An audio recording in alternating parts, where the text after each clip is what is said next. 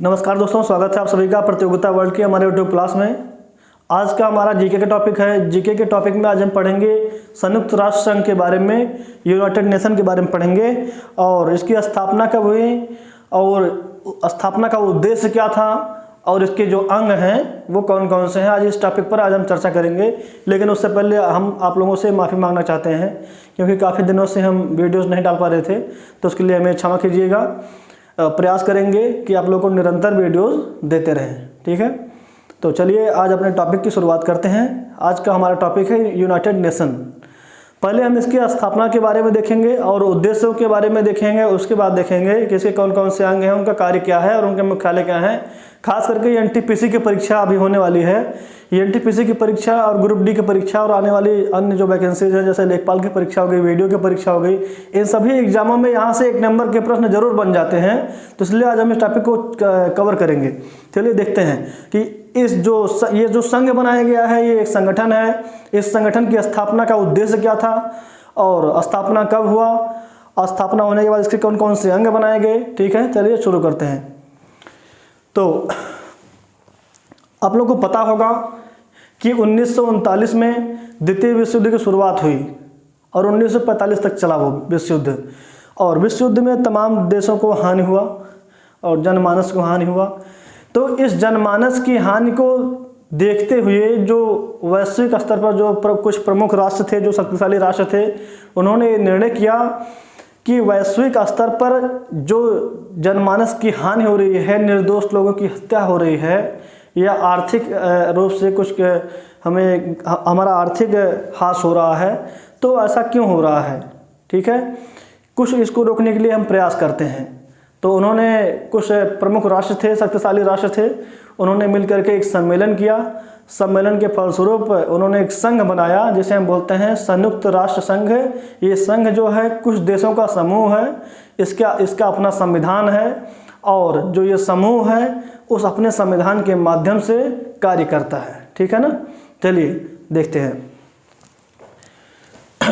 यहाँ पे मैंने लिख दिया सब कुछ, जो महत्वपूर्ण टॉपिक थे, जो महत्वपूर्ण लाइन है उसको मैंने लिख दिया है। आप लोगों को इसका स्क्रीनशॉट ले लीजिएगा आप लोग, ठीक है। जो महत्वपूर्ण टॉपिक हैं उसको मैं यहाँ पे लिख दिया हूँ, आप लोग स्क्रीनशॉट ले लीजिए, मैं उसी को समझाने का प्रयास करूँगा, ठीक है। चलिए, संयुक्त राष्ट्र की रूपरेखा का निर्माण करने के लिए 21 अगस्त 1944 को वाशिंगटन के डम्बार्ट ऑक्स भवन में एक सम्मेलन आयोजित किया गया जो 7 अक्टूबर 1944 तक चला। तो ये संयुक्त राष्ट्र संघ होगा कैसे, इसका रूप क्या होगा, इसका आकार क्या होगा, इसके कौन कौन से अंग होंगे, इसमें कौन कौन से देश शामिल होंगे, ठीक है। कार्य पद्धति क्या होगी, नियम क्या रहेगा, वो शर्तें क्या होंगी जिनके माध्यम से संघ संचालित होगा। तो इसी रूपरेखा को तैयार करने के लिए 21 अगस्त 1944 को अमेरिका के वाशिंगटन में डम्बार्ट ऑक्स भवन में एक सम्मेलन आयोजित किया गया, ठीक। उसके बाद देखते हैं सोवियत संघ रूस के क्रीमिया प्रदेश के याल्टा नगर में 4 फरवरी 1944 को ब्रिटिश प्रधानमंत्री विंस्टन चर्चिल और रूस के राष्ट्रपति स्टालिन तथा अमेरिका के राष्ट्रपति रूजवेल्ट का एक शिखर सम्मेलन हुआ, ठीक है। तो क्रीमिया प्रदेश कहाँ है, रूस में है। क्रीमिया प्रदेश के याल्टा नगर में 4 फरवरी 1944 को क्या हुआ कि ब्रिटिश प्रधानमंत्री जो थे विंस्टन चर्चिल और अमेरिका के जो राष्ट्रपति थे वो रूजवेल्ट और जो रूस के राष्ट्रपति थे वो क्या थे, स्टालिन। ये 3 बड़ी शक्तियां हैं। 3 बड़ी शक्तियों के जो राष्ट्र प्रमुख थे उन्होंने क्या किया, शिखर सम्मेलन किया। अब उसके बाद निर्णय हुआ, ठीक। तो संयुक्त राष्ट्र संघ की स्थापना जो है 24 अक्टूबर 1945 को हुई। जब स्थापना हुई 1945 में 24 अक्टूबर को, तो उस समय इसमें देशों की जो संख्या थी 51 थी। इसीलिए बोला जाता है इसके जो संस्थापक देश हैं वो 51 है। शुरुआत में 51 देशों का समूह जो है वही संयुक्त राष्ट्र संघ कहलाया, इसलिए बोला जाता है कि इसके कितने संस्थापक देश हैं, 51, ठीक है। चलिए, 26 जून 1945 को अधिकार पत्र पर, चार्टर पर केवल 50 देशों के प्रतिनिधियों ने हस्ताक्षर किए। बाद में 51वां देश पोलैंड बना। तो जो मैं अभी बता रहा हूं आपको कि 51 देश संस्थापक देश थे, उसमें पहले 50 देश शामिल हुए। जो 51वां देश शामिल हुआ वो पोलैंड था, ठीक। उसके आगे देखते हैं, वर्तमान में संयुक्त राष्ट्र संघ के सदस्य देशों की संख्या 193 है। और कभी कभी पूछा जाता है 193वां देश कौन सा था, तो 193वां देश जो है वो दक्षिणी सूडान है, साउथ सूडान है। ठीक है, इसको आप लोग ध्यान दीजिएगा। यहाँ पे मैंने एकदम महत्वपूर्ण टॉपिक को ही लिखा है जो परीक्षा में अति संभावित हैं, पूछे जा सकते हैं। ठीक है, बाकी इसमें बहुत कुछ है, लेकिन इतना ही आप लोग ध्यान दीजिएगा। और एनटीपीसी के परीक्षा में ये मुझे आशा है कि यहाँ से एक प्रश्न जरूर बन जाएगा। ठीक है, चलिए आगे देखते हैं। मुख्यालय कहाँ है पूछा जाता है। इसका जो मुख्यालय है वो अमेरिका के न्यूयॉर्क शहर में स्थित है। इसका जो ध्वज है हल्की नीली पृष्ठभूमि में, हल्की नीली बैकग्राउंड में श्वेत रंग से राष्ट्र का प्रतीक बना हुआ है।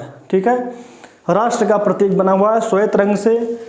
यह प्रतीक है जो जैतून की वक्राकार 2 शाखाएं हैं जो ऊपर से खुली हैं और उसके बीच विश्व का मानचित्र बना हुआ है।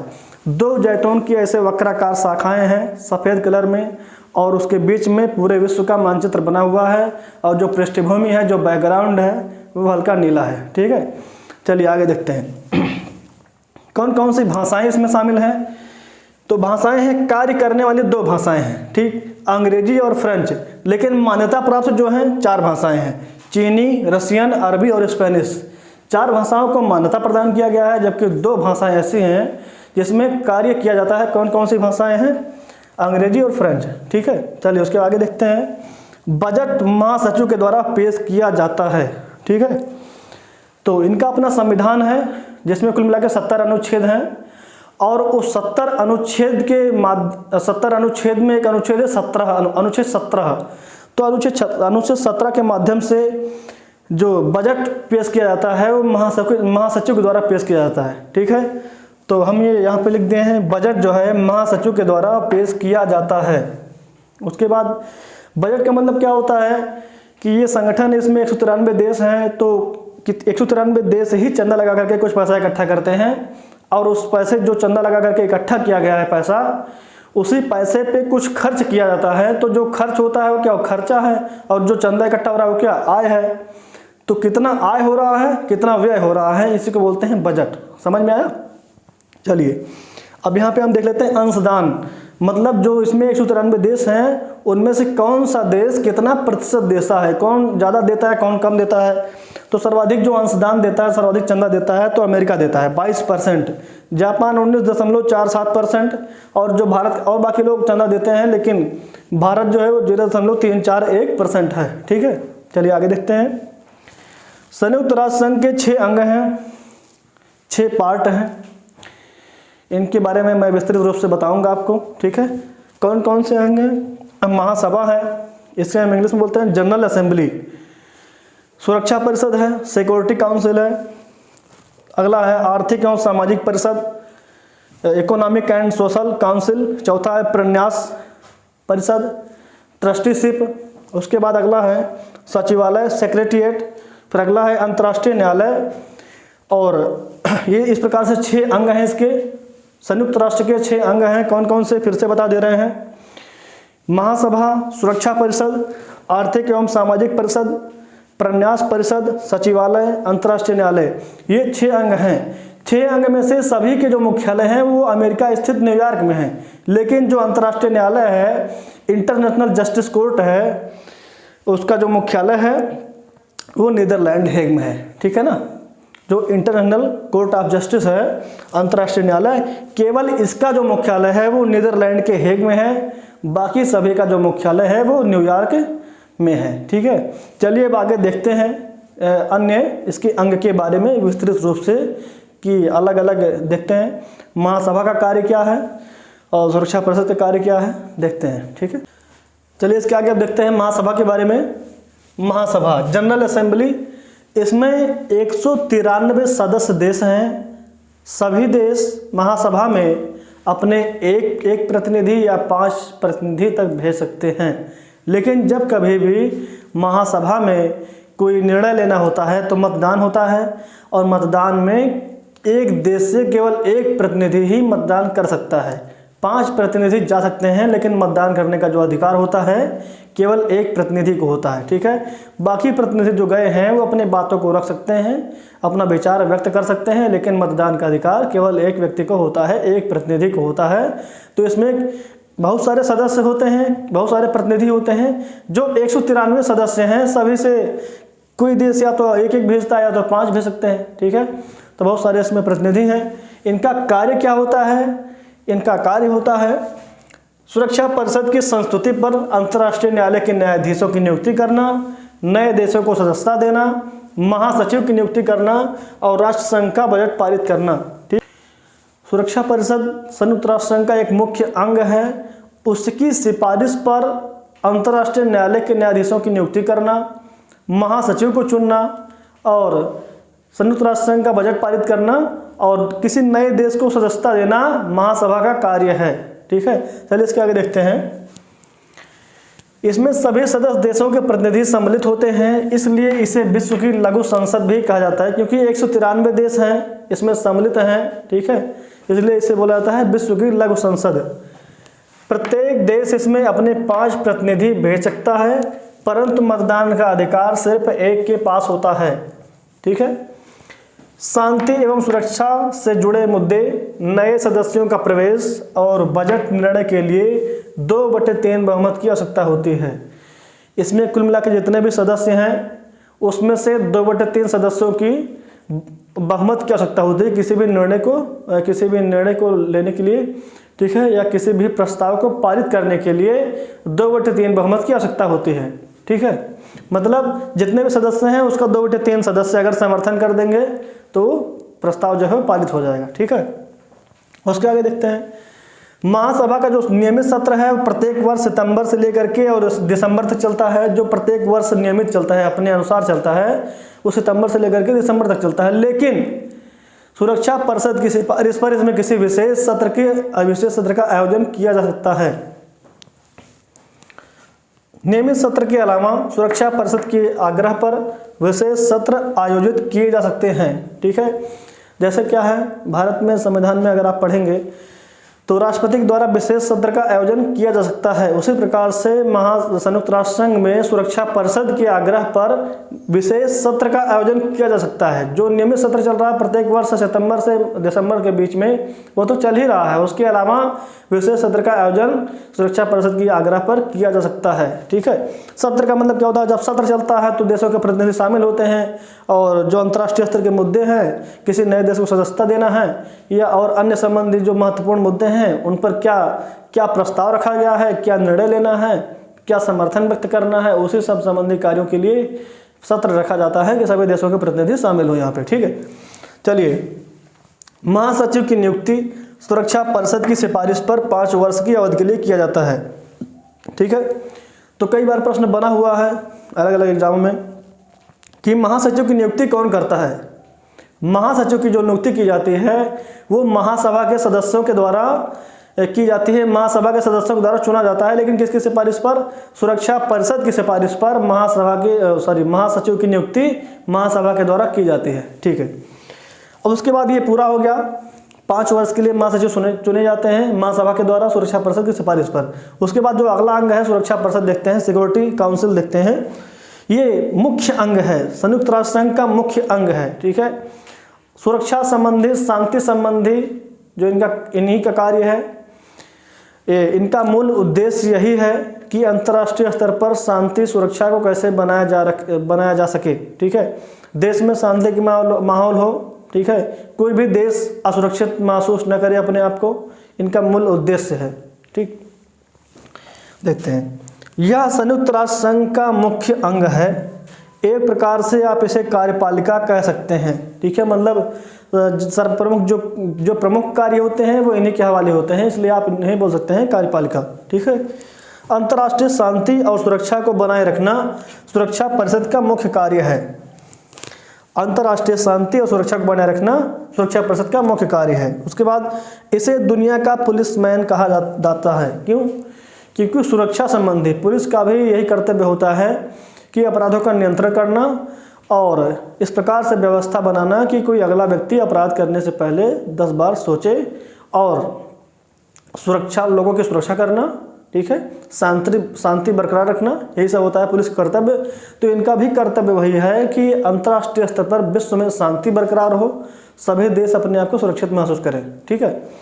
इसमें कुल मिला के 15 सदस्य होते हैं, 5 अस्थायी होते हैं, 10 अस्थायी होते हैं। चलिए इसके बारे में अभी आगे हम डिटेल से चर्चा करते हैं, ठीक है। चलिए तो आगे देखते हैं सुरक्षा परिषद के बारे में।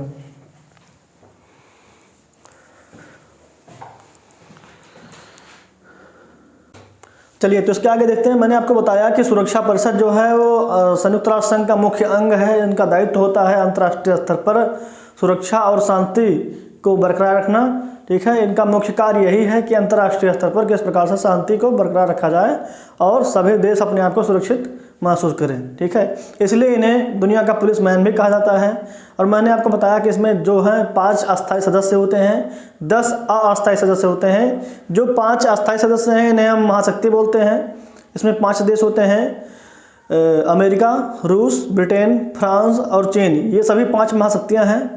इनका जो मतदान होता है, सकारात्मक मतदान, किसी भी प्रस्ताव पर जब कोई प्रस्ताव रखा जाता है पास करवाने के लिए, तो उसको पास करने के लिए 15 देश जो है, इसमें 10 अस्थायी और 5 अस्थायी, सभी का मतदान होता है।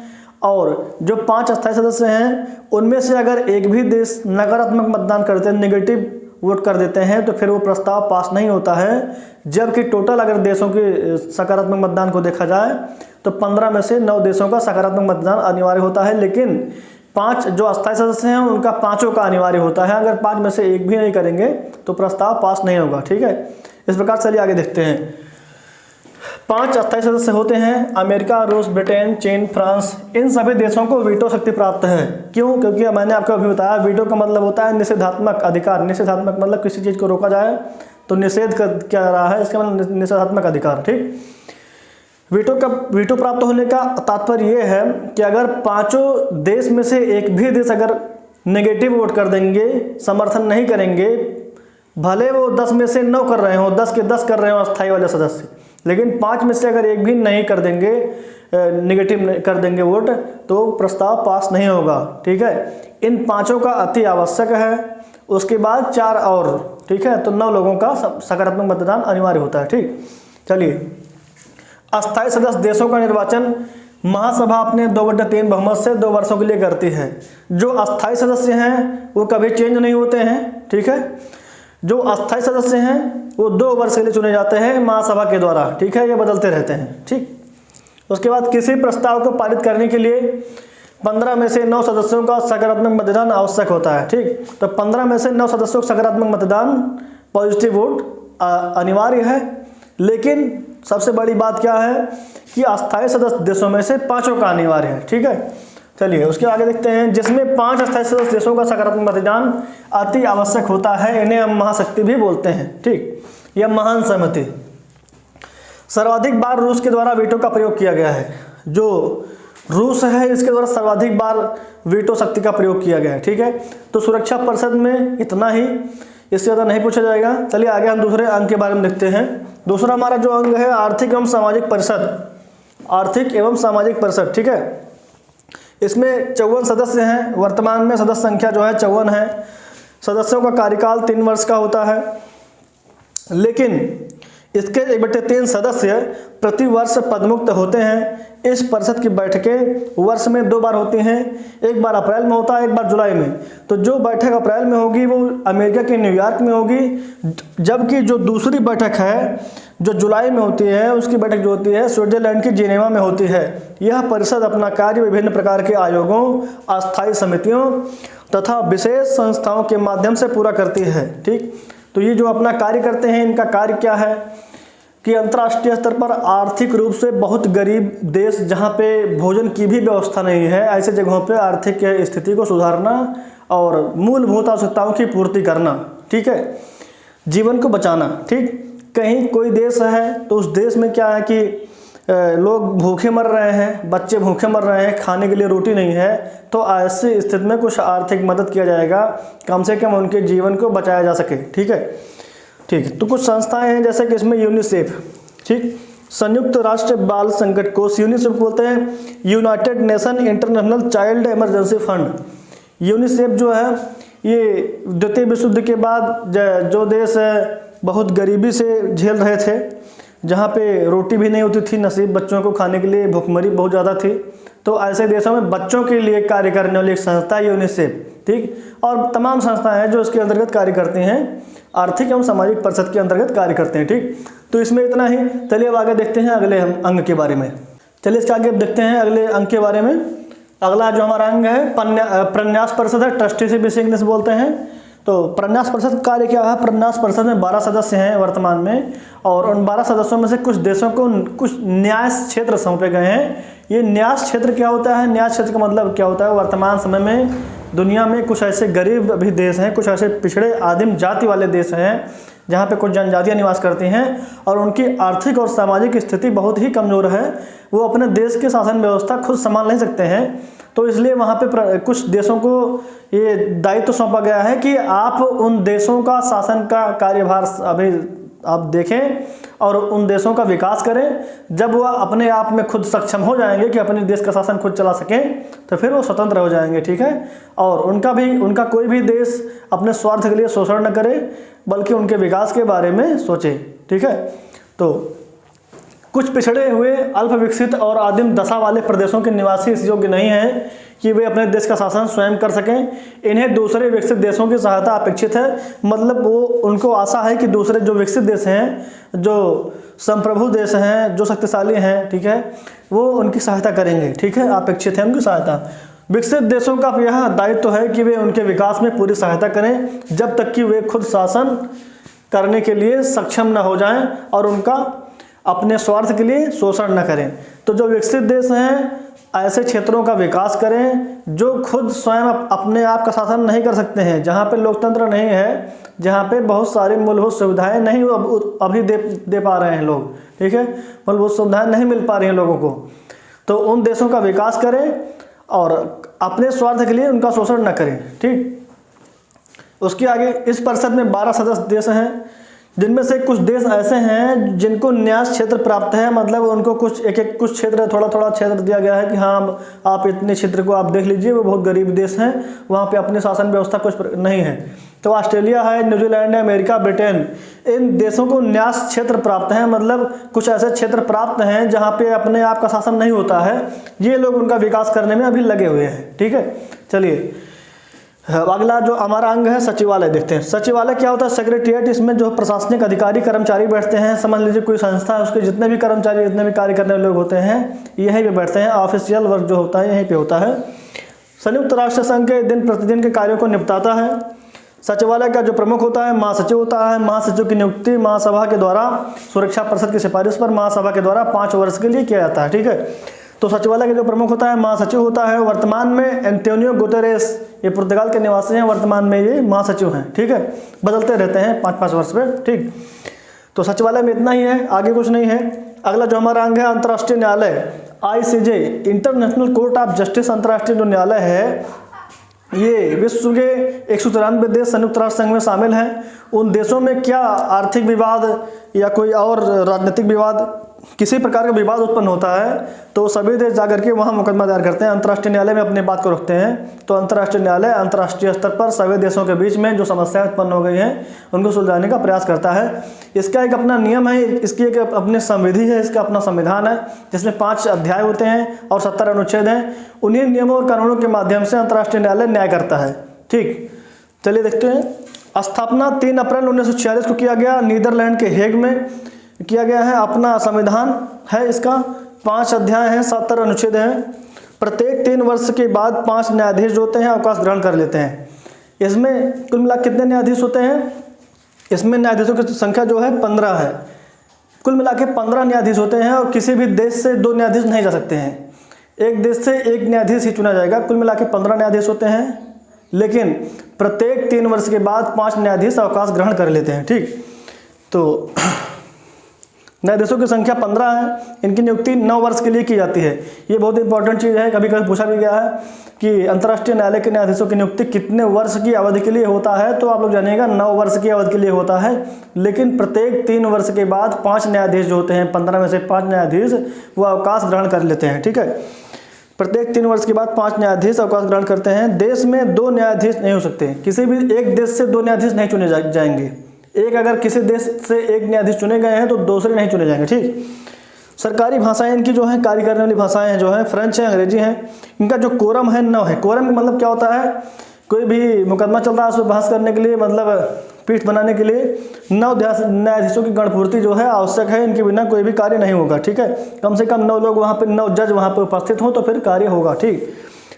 पूर्व भारतीय न्यायाधीश, कुछ भारतीय रह चुके हैं जो कभी अंतर्राष्ट्रीय न्यायालय के न्यायाधीश थे, तो उसमें से कुछ रह चुके हैं, जैसे बेनेगल रामाराव और नागेंद्र सिंह, रघुनंदन पाठक, दलबीर भंडारी। ये सभी जो भारतीय हैं ये कभी पहले के समय में रह चुके हैं। तो आशा करते हैं इतना आप लोगों को समझ में आया होगा, ठीक है। आगे की क्लास हम फिर से लेके आएंगे।